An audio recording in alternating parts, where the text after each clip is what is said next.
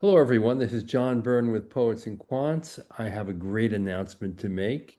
Our new Dean of the Year for 2025 is Peter Rodriguez, Dean of Rice University's Jones School. I'm going to tell you why. Rodriguez is the 15th Dean of the Year that we've named, and his impact at the school over the past 10 years has been incredible. MBA enrollment has doubled. He's launched an online MBA. He's launched an undergraduate business major, which immediately became one of the most highly desired majors at Rice University. He got a naming gift, Virani Undergraduate School of Business, for that new major. He's presided over more than a 40% increase in tenure track faculty. Going right now is a new building to meet demand and deepen their ties to Houston. And the alumni network, because of that growth, has in fact experienced an 84% increase since 2015. Peter, congratulations. John, thank you so much. I'm deeply honored, humbled by this great recognition, and I'm always grateful to Poets and Quants for all you do to bring interest and lots of light to our industry and the work that we do in higher education and the business school front. So I'm Well, deeply thank honored. you. Thank you very much. And it's well deserved. Your arrival at Rice nearly a decade ago was sort of a homecoming because you were born in Bryan, Texas, That's right. not very far from College Station, where I believe your dad at the time was a graduate student in chemistry. Exactly right. So what drew you to the role first, and how has your vision evolved over time? Because, of course, I first met you at the University of Virginia's Darden School, where you were senior associate dean in charge of all the degree programs. No, that's right. Thanks. Thanks. It's a great recollection of how I ended up here in a way. I tell everybody the same story, and it's the truth. You know, I was at UVA and at Darden, and I had no intention of leaving. My kids had largely grown up there. I was very happy. But the Rice job offered something that was really attractive to me. And at the time, it was the strategic foundations of the school. Here you had a school with a great academic reputation, the university, I should say, always associated with rigorous thinking, high quality academics. You had a high growth region, very diverse, very large, lots of need and job growth, lots of professional job growth. And you had a school that had made lots of progress, but could see a lot of progress ahead for the right leader. And that was such an inviting opportunity to me. I thought, that's a great combination. Those strategic foundations are strong. How exciting would it be to go there and get to work, roll up the sleeves, and make something big happen? And so that's really what attracted me to the role. It was, of course, great to be able to come back to Texas and be part of a thrilling economy here and all that's changing all the time around the state, not just in Houston, but in Austin and Dallas and San Antonio. So that was very exciting for me, and it was great to get to work and think about the big work ahead, which was all the things you mentioned. I think early on I thought, we've got to be twice as big as we are. We're not a big enough faculty to do the work we need to do and to serve the region and fit that nice middle ground between what was right for the scale of the university and right for the scale of the opportunity in the grand hopes of being more nationally recognized. So that's what got me back, and that's what I started doing right away. Well, there's no doubt the school has seen tremendous growth under your leadership. And I wonder, how responsible was just the boom in the economy in Texas and in Houston in particular in helping to drive that momentum? You know, that's very important. If you think about Houston's just a good example. So fourth largest city in the United States, an extremely large metro area, the second highest concentration of Fortune 500 companies in North America. There was great local demand, but the habit was to import the supply of MBA talent from all over the country. So there was a domestic market, if you will, a local market that was waiting to be filled, or that could more easily be filled by some highly connected local institutions. And we wanted to be the principal one. And so that mattered a lot to us. It also mattered that the rest of the state was also growing. And so we just needed more MBA talent. Houston has always been more of an energy focused city, energy and healthcare. those two in and of themselves drive some demand, but the breadth of demand around the state in finance and consulting and all the business services that are critical for MBAs was hugely important. I would have said we could not have experienced the growth we had, and it would have been wise to pursue the growth we pursued without that growth. And one of the, I think, differentiators for Rice Business has long been entrepreneurship. For 6 years straight, you've been ranked number one in graduate entrepreneurship by Princeton Review and Entrepreneurship Magazine. I've been in your incubator there, and it is remarkably impressive. Tell me what sets Rice apart when it comes to cultivating entrepreneurs. You know, like a lot of great entrepreneurship schools, it's sort of in the atmosphere. And a lot of what is in the atmosphere in Houston and in Texas writ large is just an appetite for risk takers, a desire to really go out and be on the frontier of something new. And that gets in your blood a little bit. And so the students we have, and particularly some pioneering faculty we had decades ago, saw that and began to inculcate throughout the curriculum and in the co-curricular experience a sense of what it would mean to start a business and get going right away and to be, educating you about that, but also just give you that encouragement. And over time, we were able to draw in lots and lots of community members and business leaders who had that same idea. So over time, you just had this network of individuals skulking around for talent, shopping new ideas, and it's just something you hear and feel all the time here. What new businesses are being formed? What Mhm. ideas need to be pursued? How can you chase the right capital at the right time? So we've leaned into that. We've played the largest role we can within that ecosystem, and we've helped it flower a lot. You mentioned our innovation spaces, and the one we have now at near downtown Houston at the Ion is just getting started, and it's big and it's growing, and it's just evidence of that success we've had. So we're extremely happy with what's happened in entrepreneurship, and we keep pushing forward in that direction. And one of the things you did very early on was to introduce really the first online degree program at Rice University, as well as a hybrid MBA program. What role do you think flexibility and innovation play in the future of graduate business education? You know, those were big early changes, and you're right about the MBA at Rice. It was the first online degree at the university. Getting over that hurdle, sort of, breaking that barrier, took some effort, but it was really just a recognition of what was happening everywhere and what's been even more important since, which is that the demand side, the students, the working professionals who seek a degree, they live more and more of their lives online. They work through these mechanisms, just like this interview today. And so they understand you can get a lot done with that. And the flexibility is so valuable, so important that you can't get around it. I'd say whenever I ask, or if you ask any dean, what really drives demand for your degree programs, they'll say it's the ROI. And MBAs have had an incredible ROI for years and years. Well, flexibility and different modes of interaction, online or hybrid, are incredibly important to delivering more and more ROI. So it's helped us reach more students, integrate a great, rigorous MBA program into their working lives. So it's essential, and it's a talent that your faculty have to have, and it's a resource that all great schools really need to leverage going forward. So it's been a long time coming from MOOCs to today, but now we're very flexible, and I think we can deliver very high quality education through a variety of means. And so it's essential. And the online and the hybrid MBA are successful for that reason. They deliver more ROI for the right student. Right. Now, Peter, one of the things that I consider a near miracle is for a business school to launch an undergraduate program when one didn't exist before. Because obviously, Yeah. business undergrads, that's the number one major in America. Universities that don't have it usually funnel people who really want it into econ programs. So there are existing programs that likely would be diminished somewhat because it's great student interest in business.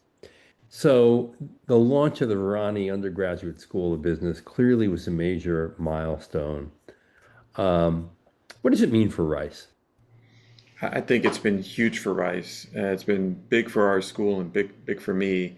I tell people, I think no matter what I do, that will be the most significant achievement I've made and the most significant change we made in the trajectory of the school. And you're right. I don't know any highly selective university that doesn't have at least a shadow or a stealth business degree. Right. It may not have the business moniker, but it is shaped and positioned to give that type of curriculum to students in one form or another. And we were no different. So what we really had to do, I think, was work closely with the rest of the campus to design a degree that fit nicely with the identity of the university, to gain the confidence, earn the confidence that we would deliver a really rigorous, high value added program, and that we needed to meet the market more generally. Parents want this type of education for their children. Lots of students can have a very well-rounded liberal arts education and sufficient depth in business. And when you do that, you make a lot of things better off, and the market definitely responds. So the Virani School, that's been enormous for us. It's really propelling the whole school forward, if not the university to some degree, because it draws in more students. It amplifies all the other degrees in one form or another. It's a great combination. I always tell people, my little sayings, it's business is great as an entree, it's great as an appetizer. However you get it, business in your undergraduate career will benefit you. And so we're really excited by that. And we've been able to do it in a way that helped grow the university so as to not just reduce enrollments at other majors that were very strong and prospering, but maybe more so before the business degree. And that's useful. There has to be some win-win whenever you do that. And fortunately for me, we had the right leadership at the university to support our move in that direction. In fact, what incoming freshmen registering their intent to major in a subject now put business way up on the list at Rice, right? It's been number one for a couple of years running. So normally, Rice is a very strong school in many dimensions, a very large STEM enrollment, but business has been the number one major of interest for the last several years. Really, we're just in our fourth year at the Virani School, so we count that as a great accomplishment, and we're going to build on it. In fact, this building behind me is what we're building on it. In fact, with the new building underway and growing interest in Rice business programs, where do you see the school heading in the next 5 to 10 years? You know, we went from being a graduate business school that was, I think, under scale and missing an opportunity to a much more fully formed graduate school, and now we have the beginnings of an extraordinary undergraduate school. So our path has been to be an urban-centered private university with a comprehensive business school. So you think Penn, you think NYU, you think of USC. These are more of the model in terms of form and shape that we have. So what we Mm. really have to do now is refine our curricula and grow our faculty further still to offer the whole portfolio of offerings we need to make the really world-class, rich curricula we need for all of our degree programs. And as you know, the landscape never stops changing. In the last 18 months, we've all been abuzz with work on AI and how to integrate that into what we do, trying to provide good information to all of our stakeholders about the best training and education on that front, and adapting the way we deliver yet again. So it's never a dull moment at a university or at a business school in particular. And so we're looking forward to that more comprehensive business school framework that has greater national recognition than we have today. Now, I imagine when you open the new building, you'll have additional capacity to do some things you may have not been able to do before. So what are you most excited about? Well, we're going to grow in a lot of different directions, I think, but mostly what we're going to do is refine what we already have.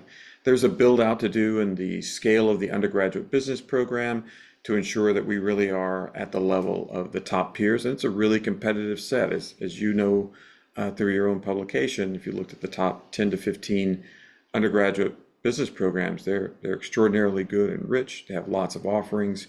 We've got a long way to go in that dimension to get there, and we're gaining ground quickly. But we also think there are more opportunities in some specialized master's programs we haven't pursued yet that will help us build out the portfolio of offerings in our other degree programs. And we always believe that we can be a great MBA program serving the nation and the state in particular with high quality programming for the people who are living and working here, and for those who can travel in from the rest of the US and internationally to take part. So, Peter, a lot of people who will be watching our interview will be prospective students. And to the extent that they're considering a business degree, what makes Rice Business stand out at both the undergraduate and graduate levels? Well, I usually tell students to look carefully at their options, and I say at Rice, you don't have to make really any compromises. You're going to have deep personal relationships with your fellow students and with your tenure track and leading faculty. They'll get to know you, you will get to know them. You'll develop in all the ways a really top quality education should give you. We have to leverage the rest of the university, which gives you all of these other opportunities in engineering, the humanities, social sciences, the arts. And you're in a world-class, growing, vibrant city that's going to connect you to Fortune 100s and Fortune 500s and all of their leaders in a way that you can't get in other places. I used to tell people there are more CEOs running around the track here at Rice every morning than you find in most major metros around the country. And that's a great opportunity for our students. They really do get to immerse themselves in directly with, leading businesses and organizations changing all the time in a way you can't get in many places. So I don't think you have to make a compromise to come here.